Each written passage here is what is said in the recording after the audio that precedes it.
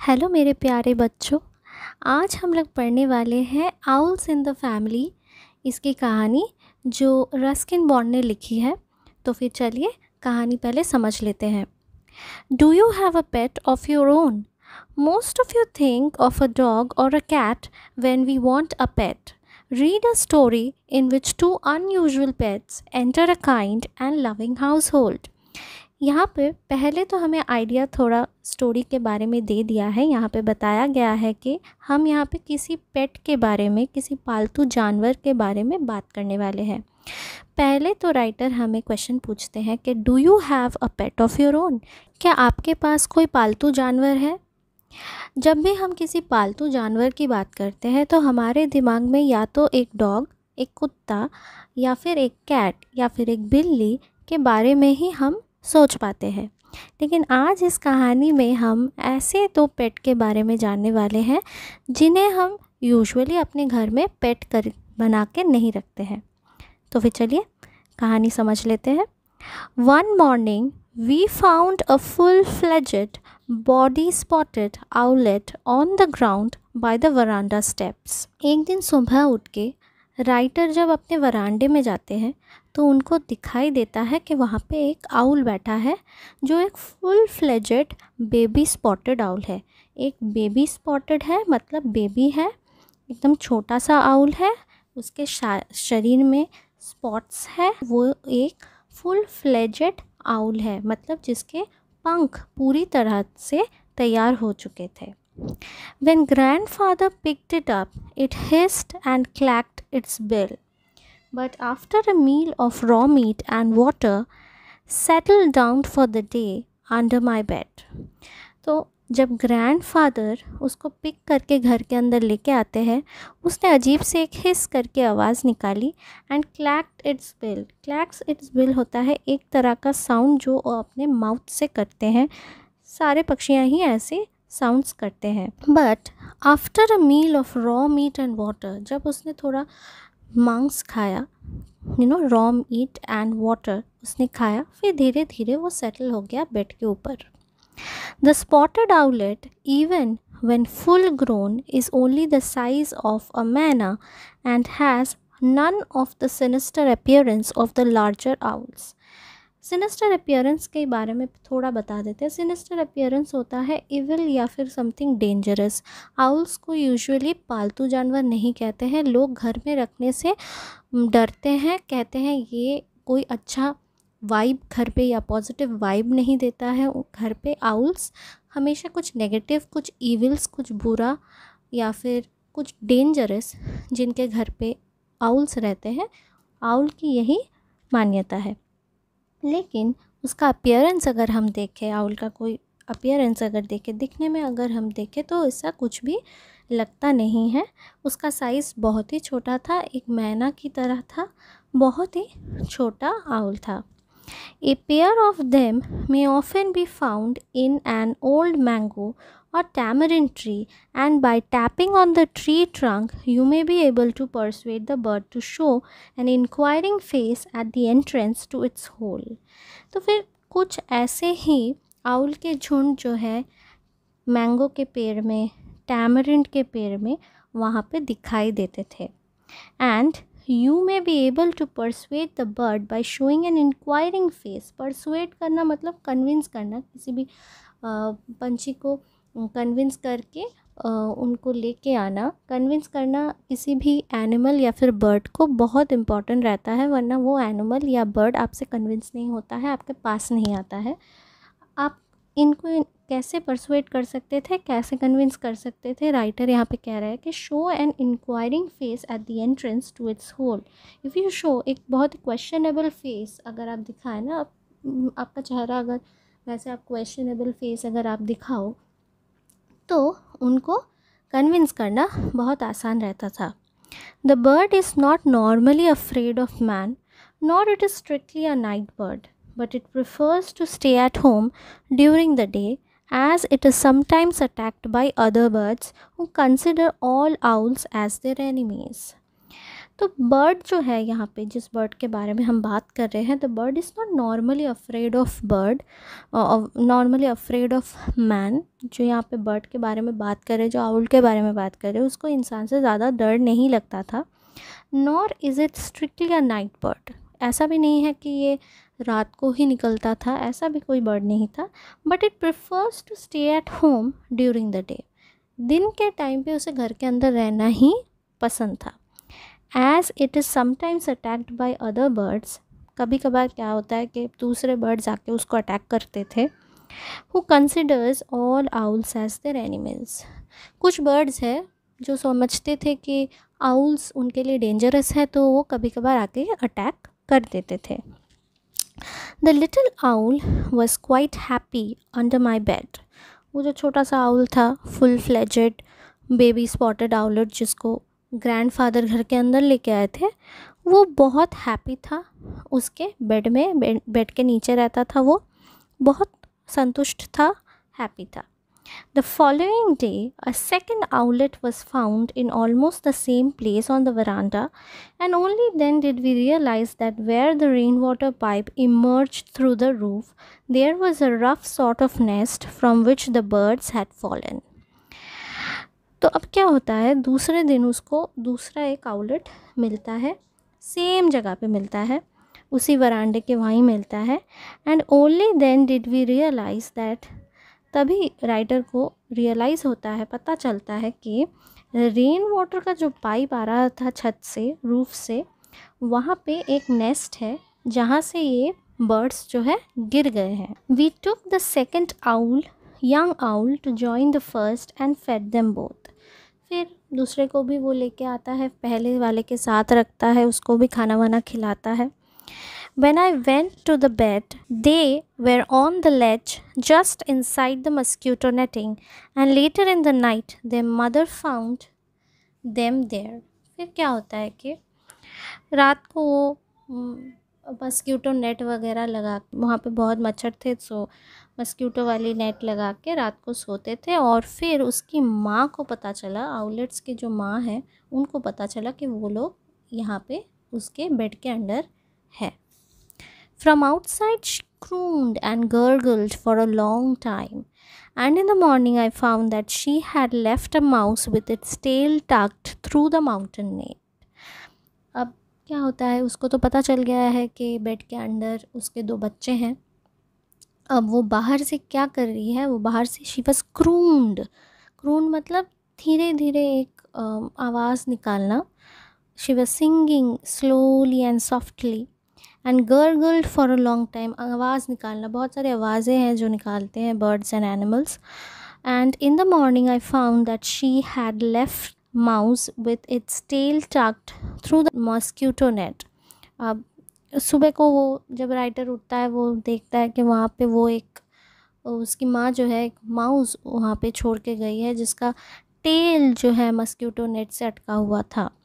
Obviously she placed no reliance on me as a foster parent. इसका मतलब ये होता है कि वो जो आउल है, मदर आउल जो है, उसको थोड़ा सा भी विश्वास नहीं है राइटर के ऊपर as a foster parent. Foster parent मतलब जो किसी दूसरे के बच्चे को पालने की ज़िम्मेदारी लेते हैं। तो यहाँ पे दूसरा बच्चा है आउलेट्स, जो 2 छोटे छोटे आउलेट्स हैं जो राइटर अपने घर लेके आया था। सो राइटर उन दोनों बच्चों का जो है देखभाल कर रहा था। सो ही जो मदर आउल है वो कंसिडर कर रही थी कि he was a foster parent because दूसरे बच्चे वो पाल रहा था। सो मदर आउल को हमारे जो राइटर है रस्किन बॉन्ड, उनके ऊपर थोड़ा सा भी ट्रस्ट नहीं था। The young birds thrived and 10 days later at dawn grandfather and I took them into the garden to release them. फिर क्या हो गया, यंग बर्ड्स जो छोटे छोटे आउलेट्स जो थे वो धीरे धीरे स्ट्रॉन्ग और हेल्दी हो रहे थे। फिर 10 दिन के बाद ग्रैंडफादर ने सोचा कि उनको अभी गार्डन में ले जाके उनको छोड़ देंगे हम। I had placed one on a branch of the mango tree and was stooping to pick up the other when I received quite a heavy blow on the back of my head. फिर वो दोनों owls को बाहर लेके गए, एक को mango tree के ऊपर बिठाया। दूसरे को जब राइटर उठाने ही वाले थे तब उसके सिर के पीछे उसको ऐसा लगा कि किसी ने एक ज़ोर से धक्का मारा हो। A second or two later, the mother owl swooped at grandfather, but he was agile enough to duck out of its way. फिर क्या हुआ? फिर जब 1-2 सेकंड के बाद राइटर को समझ में आया कि क्या हो रहा है, फिर उसने देखा कि अब वो जो मदर आउल है वो अभी ग्रैंडफादर की तरफ बढ़ रही है। बट ग्रैंडफादर जो थे he was very able to move quickly. वो बहुत जल्दी वहाँ से मूव हो गए, वरना उनको भी चोट लग सकती थी। To duck out of its way, उसके निशाने से दूर भागने के लिए उन्होंने बहुत जल्दी, ग्रैंडफादर ने बहुत ही जल्दी अपना जो है मूवमेंट इधर से उधर किया खुद को बचाने के लिए। Quickly I placed the second owl under the mango tree. Then from a safe distance we watched the mother fly down and led her offspring into the long grass at the edge of the garden. फिर बहुत जल्दी उसने writer ने second owl को mango tree के ऊपर रखा। फिर वो लोग एक सेफ डिस्टेंस से देखने लगे कि मदर आउल क्या कर रही है। मदर आउल फिर अपने बच्चों की तरफ आती है। ऑफस्प्रिंग्स मतलब यहाँ बच्चों की बात हो रही है, जो 2 आउलेट्स थे उनके बारे में बताया गया है। Fly down and led her offsprings into the long grass. फिर वो अपने दोनों बच्चों को लंबे लंबे उन घासों के अंदर, जो घास थे वहाँ पे गार्डन के अंदर, वहाँ पे लेके चली गई। We thought she would take her family away from our rather strange household, but next morning on coming out of my room I found 2 young owls standing on the wall just outside the door. फिर writer को लगा था कि हो सकता है कि वो लोग अभी फिर कभी यहाँ पे हमारे घर के आसपास कहीं ना आए, वो बच्चों को लेके कहीं दूर चली गई होगी। लेकिन क्या होता है, दूसरी सुबह जब राइटर उठता है फिर वो अपने रूम के बाहर देखता है कि 2 आउल्स बैठे हुए हैं। I ran to tell grandfather, and when we came back we found the mother sitting on the bird bath 10 yards away. She was evidently feeling sorry for her behavior the previous day because she greeted us with a soft woo woo. अब वो जो बच्चे बाहर बैठे हुए थे उसकी माँ भी आई थी वहीं पे।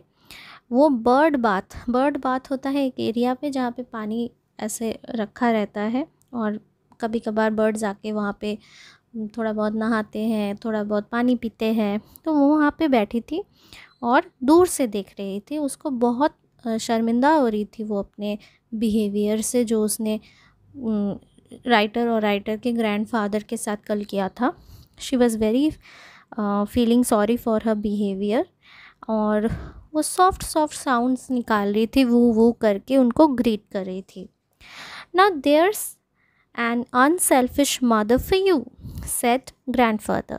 अब ग्रैंडफादर कह रहे हैं कि अब मुझे लगता है she is an unselfish mother. अब उसके अंदर वो सेल्फिशनेस नहीं है, इसलिए उसने अपने दोनों बच्चों को तुम्हारे रूम के बाहर छोड़ दिया है। It's obvious she would like them to have a good home and they are probably getting a bit too big for her to manage. Now grandfather is saying, grandfather को लग रहा था कि प्रोबेबली उनका घर जो है दोनों आउलेट्स के लिए बहुत ही अच्छा है, क्योंकि वो काफ़ी जल्दी बढ़ रहे थे और उनकी माँ के लिए उन दोनों को संभालना बहुत प्रॉब्लम हो रहा था। So the 2 owlets became regular members of our household and strangely enough were among the few pets that grandmother took a liking to. Grand mother को भी इनके ऊपर बहुत प्यार आता था, बहुत लाइक करती थी वो। ये जो आउलेट्स हैं ये अभी परमानेंट हो चुके थे, घर पे ही रहते थे, घर पे ही घूमते रहते थे, बहुत रेगुलर हो गए थे, घर के मेंबर की तरह हो गए थे। She objected to all snakes, most monkeys and some crows, but she took quite a fancy to the owls and frequently fed them on spaghetti. अब ये जो ग्रैंड मदर है इसको ज़्यादा पेट्स पसंद नहीं थे, या तो उसको स्नेक पसंद नहीं आते थे, मंकी पसंद नहीं आता था, बंदर हो या कौवा हो कुछ भी इनको अच्छा नहीं लगता था इसकी। लेकिन आउल्स के ऊपर इनकी एक बहुत अजीब सी लाइकिंग हो गई थी और वो स्पेगेटी बना बना के आउल्स को खिलाती थी। दे seemed quite fond of spaghetti. अब आउल्स को भी स्पेगेटी खाना बहुत अच्छा लग रहा था। स्पेगेटी मतलब नूडल्स। और in fact, the owls became so attached to grandmother that they began to show affection towards anyone in Petticoat, including Aunt Mabel, who was terrified of them. Now, अब grand mother के साथ इन owls की इतनी अच्छी friendship हो गई थी कि जब भी कोई पेटीकोट पहन के घर में रहता था उनको लगता था वो ग्रैंड मदर ही है। चाहे वो ग्रैंड मदर ना हो, आंट मेबल थी, उनको भी वो समझ लेते थे कि आउल्स समझ लेते थे कि ग्रैंड मदर है। इधर आंट मेबल जो है उनको आउल से बहुत डर लगता था। किसी भी पालतू जानवर से वो बहुत टेरिफाइड हो जाती थी, बहुत डर लगता था। She would run shrieking from the room every time one of the birds sidled up to her in a friendly manner. अब ये जो आंट मेबल है ये कभी भी जब भी रूम में आती थी, every time she used to be very shrieking, बहुत कपकपाती हुई आती थी डर के मारे एकदम। Every time one of the birds, मतलब कोई भी एक बर्ड जब उसके तरफ उड़ के भी नहीं, चल चल के जब ये जाता था तो बहुत फ्रेंडली वे से बात करता था, लेकिन वो बहुत घबरा जाती थी, बहुत डर जाती थी। उसको पालतू एनिमल से बहुत डर लगता था और आउल से तो और भी डर लगता था। Forgetful of the fact that grandfather and I had reared them, the owls would sometimes swell their feathers and snap at anyone in trousers. To avoid displeasing them, grandfather wore a petticoat at feeding time. I compromised by wearing an apron. अब grandfather और writer ने ही उनको brought up किया है, उनको बड़ा किया, उनकी रिस्पॉन्सिबिलिटी लेके बड़ा किया, लेकिन वो लोग उनको इतना अच्छी तरह से पहचान नहीं पाते थे। इसलिए वो लोग क्या करते थे, कभी भी दूसरे लोग को जब भी देखते थे उनके करीब आते हुए तो वो बहुत जल्दी अपने फेदर्स को हिलाते थे। और इनसे क्या लगता था ना, कोई भी ट्राउज़र पहन के उनके पास जो भी जाता था तो उनको लगता था कि मे बी ये कोई और है, तो उनको थोड़ा डर लगता था। वो अपने फेदर्स को बहुत जल्दी जल्दी हिलाते थे। तो इस सिचुएशन को भगाने के लिए राइटर और राइटर के ग्रैंडफादर जब भी उनको खाना देने जाते थे तो कि वो लोग क्या करते थे, वो लोग या तो पेटीकोट पहन लेते थे और जो राइटर है वो ज़्यादातर एप्रन पहन लेते थे। तो उनको लगता था कि मे बी ग्रैंड मदर आई है उनको खाना देने के लिए। In response to grandmother's voice, the owlets would make sounds as gentle and soothing as the purring of a cat. But when wild owls were around, ours would rend the night with blood-curdling shrieks. जब grand mother से वो लोग बात करते थे तो वो लोग बहुत सॉफ्टली बात करते थे, बहुत जेंटली बात करते थे, जैसे एक बिल्ली धीरे सॉफ्ट वे से, पोलाइट वे से बात करती है अपने ओनर से, उसी तरह से ग्रैंड मदर की आवाज़ का वो भी रिप्लाई बहुत अच्छे से देते थे। लेकिन जब भी घर के अराउंड कोई भी वाइल्ड आउल आता था तो वो लोग तब इतने ज़ोर से चिल्लाते थे कि एकदम आपका जो है कान फाड़ के एकदम चिल्लाते थे, गला फाड़ के चिल्लाते थे वो लोग, विद ब्लड कर्डलिंग श्रीक्स। बहुत ही टेरिफाइंग रहता था वो आवाज़। Their nightly occupation was catching beetles, which the kitchen quarters were full at the time. With their sharp eyes and powerful beaks, they were excellent pest destroyers. रात को उनका क्या job रहता था, रात को वो लोग सोते नहीं थे। आउल्स तो रात को सोते नहीं हैं, वो लोग दिन में सोते हैं और रात को जागते हैं। तो वो लोग रात को क्या करते थे, वो लोग किचन की तरफ जाते थे और वहाँ पे बहुत सारे इंसेक्ट्स थे, बीटल्स थे। वो लोग बीटल्स को मारते थे, कैच करते थे। और इससे क्या होता था, राइटर का मानना है कि उनके घर में जो भी पेस्ट थे, जो भी इंसेक्ट्स थे, वो सारे डिस्ट्रॉय हो रहे थे, क्योंकि रात को वो लोग सारे ही जो इंसेक्ट्स थे उनको कैच करते थे, मारते थे। The owls love to sit and splash in a shallow dish, especially if cold water was poured over them from a jug at the same time. They would get thoroughly wet, jump out on the perch, shake themselves, and then return for a second splash and sometimes a third. Usually क्या होता है, कोई भी animal, कोई भी bird जब पानी गिरता है तो वो लोग उनके नीचे खड़े हो जाते हैं, तो उनके शरीर में पानी रहता है, तो ठंडा ठंडा पानी जब उनके शरीर में गिरता है तो उनको बहुत मज़ा आता है। और फिर वो लोग शेक करके वो पानी अपने शरीर से उतार लेते हैं। और ये एक बहुत फ़न एक्टिविटी रहता है उनके लिए। कभी 1 बार 2 बार कभी 3 बार भी वो लोग ये करते हैं। और कोई भी एनिमल, कोई भी बर्ड इंजॉय करता है ये चीज़, पानी में नहाना एंड ठंडे ठंडे पानी में नहाना। और तो आउल्स को भी ये बहुत मज़ा आता था। During the day they dozed in large cages under the trees in the garden. कभी कभार किसी भी ट्री के नीचे, जब वो केज में रहते थे तो किसी भी ट्री के नीचे बैठ के वो लोग डोज़ करना मतलब होता है सो जाते थे, हल्का सा सो जाते थे वहाँ पे। They needed cages for protection against attack from wild birds. At night they had the freedom of the house where they exercised their wings as much as they liked. रात को जो है राइटर अपने पूरे घर में उनको केज के बाहर छोड़ देते थे, पर दिन में नहीं करते थे। रात को वो लोग पूरा घर में छोड़ देते थे, तो वो जितना अपने विंग्स का जितना भी उनको एक्सरसाइज करना पड़ता है, जितना उनको उड़ना है, जितना वो भी इधर उधर भागना है, जो भी करना है वो लोग रात को करते थे घर के अंदर। Superstitious folk who fear the cry of the owl may be interested to know that mice accepted there were no unexpected deaths in the house during the owl's residence. अब जो लोग हैं जो ये सब मानते हैं कि आउल्स अगर आप घर पे रखोगे तो इट्स वेरी इनऑस्पिशियस, उसको ऑस्पिशियस नहीं कहा जाता है, अच्छा नहीं कहा जाता है, मनहूस कहा जाता है। कोई घर पे डेंजरस एक्टिविटी हो सकती है, कुछ गलत हो सकता है घर पे, जो लोग ये लोग मानते हैं। तो राइटर कहते हैं कि एक्सेप्ट द माउस, चूहे तो हैं घर पे, उनको दवाई दे के भी मार सकते हैं, तो माउस को छोड़ के घर पे और कुछ भी ऐसा नहीं हुआ है। आउल्स हमारे घर में ही रहते थे और कभी भी कोई भी ऐसा हादसा नहीं हुआ है हमारे घर में। Looking back on those owlish days, I carry in my mind a picture of grandmother with a contented look in her rocking chair. अब राइटर बड़ा हो गया है, वो आउल के उन दिनों को याद कर रहा है और सोच रहा है कि तब मेरे दिमाग में ग्रैंड मदर की जो एक छवि याद आती है, जब वो अपने रॉकिंग चेयर में बैठी है और उनका चेहरा पूरा सेटिस्फैक्शन से भरा हुआ है।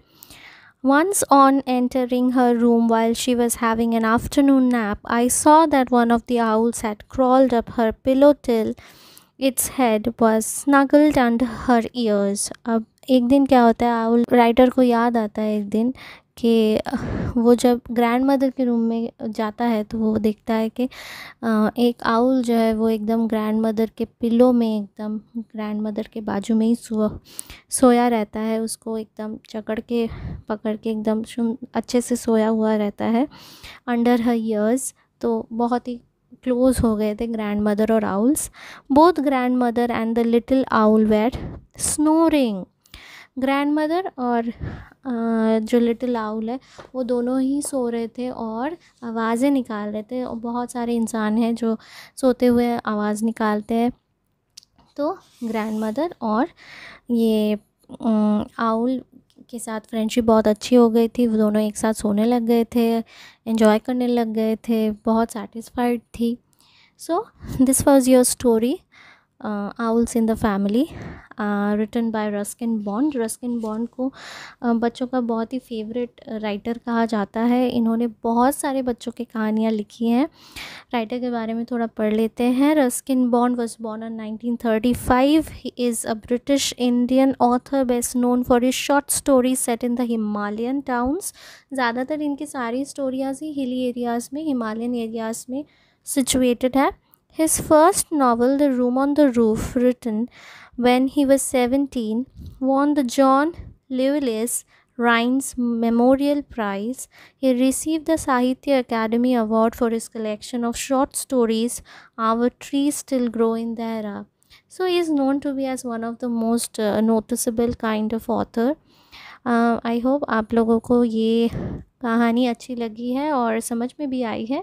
और अगर आपको कोई भी डाउट्स है तो कमेंट सेक्शन में लिख दीजिए।